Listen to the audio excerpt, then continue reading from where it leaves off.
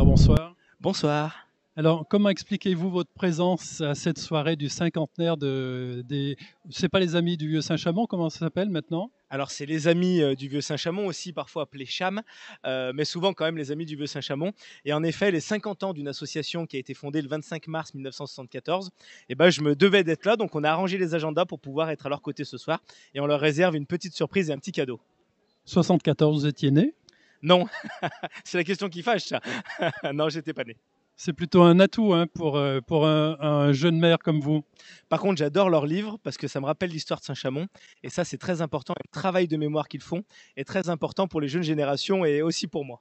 Et c'est une association très vivante. Le président nous parlait de 200 membres, donc ce n'est pas rien pour une commune comme Saint-Chamond, qui est la deuxième commune de la Loire quand même. Oui, la deuxième commune de la Loire. Et en effet, c'est important d'avoir une association de mémoire comme les Amis du Vieux-Saint-Chamond. Et en effet, Gérard Materne a raison.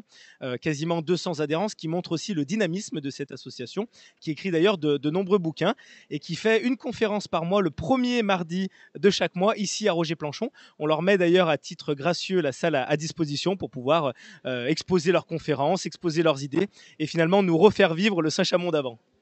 Une vieille association, un jeune maire qui soutiennent le même chantier finalement de mémoire. C'est intergénérationnel, voilà, la mémoire est intergénérationnelle et c'est ça qui est important. Merci. Gérard Materne, bonsoir. Bonsoir. Dites-nous, qu'est-ce qui se passe aujourd'hui dans cette salle? Alors, ce soir, nous avons le grand plaisir de fêter les 50 années d'existence des Amis du Vieux-Saint-Chamond, qui est une association historique, de micro-histoire, qui a été créée en 1974. Évidemment, elle a beaucoup évolué, mais nous sommes heureux de présenter une sorte de bilan en termes d'activités. Nos activités sont très, très larges. Ça va des conférences, on a une conférence par mois. On sort une revue 2 fois par an, on édite des livres et on a une ligne d'édition de nos livres.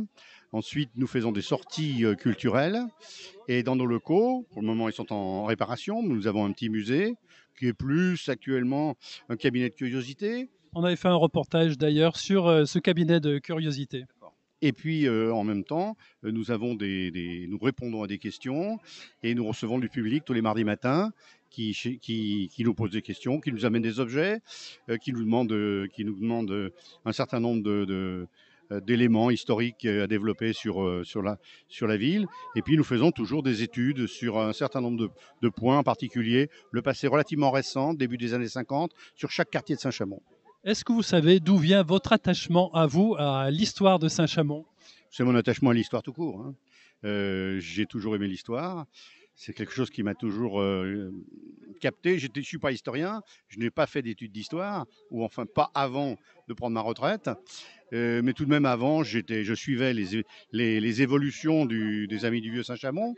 Et c'est vrai que la connaissance de notre passé est un élément central de notre existence et je déplore aujourd'hui l'abandon de cette connaissance par les jeunes qui à l'école vont confondre Napoléon et Jules César. Dites-nous ce qui va se passer ce soir pendant cette soirée. Alors ce soir, nous allons présenter l'évolution, les 50 ans d'évolution de l'association en parallèle avec l'histoire de Saint-Chamond à la même période. Et puis ensuite, notre ancien président, celui qui était juste avant moi, va nous faire un petit discours parce qu'il a 47 ans d'appartenance. Après, nous allons voir un film sur une maison qui a été démolie il n'y a pas longtemps et qui était une maison de maître. Et nous voulons par là montrer que nous nous attachons à garder des images du patrimoine qui disparaît. Et puis après, nous rouillerons les différents discours. Monsieur le maire est ici. Et nous ferons à la fin une petite tombola pour distribuer des livres au public.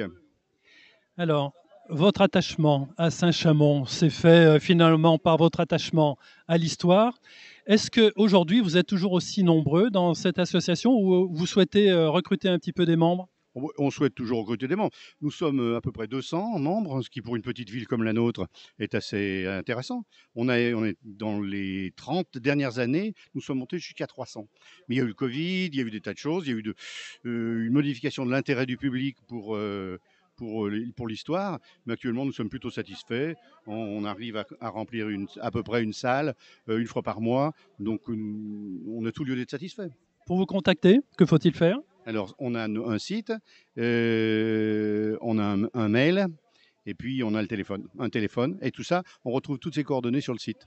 Je vais vous laisser aller travailler maintenant, hein. Merci de nous avoir consacré quelques instants. Mais je vous en prie, à votre service.